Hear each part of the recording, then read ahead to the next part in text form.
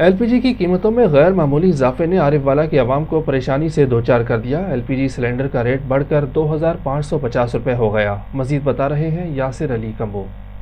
जी, पूरे मुल्क की तरह आरिफवाला में भी लोगों का जीना मुहाल हो गया है। मैं इस वक्त मौजूद हूँ आरिफवाला में गैस वाली मार्केट में, जहाँ पर गैस के रेट में होशरबा इजाफा हो गया है, जिस वजह से शहरी परेशान दिखाई दे रहे हैं। जो जो गैस 180 रुपये किलो थी, अब वो 220 230 रुपये किलो फ़रोख्त हो रही है। जो सिलेंडर 1850 का था, अब 2400 2550 का फ़रोख्त हो रहा है, जिस वजह से शहरी परेशान दिखाई दे रहे हैं। अभी ये मैं गैस का सिलेंडर ख़रीदने आया हूँ और यही गैस का सिलेंडर 1 माह पहले 1800 रुपये का था और अभी 2550 रुपये का है। गरीब आदमी मर रहा है। हुकूमत को चाहिए कि इसकी कीमतों में नुमायाँ कमी करे।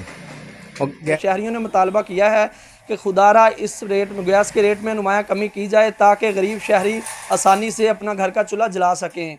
जी।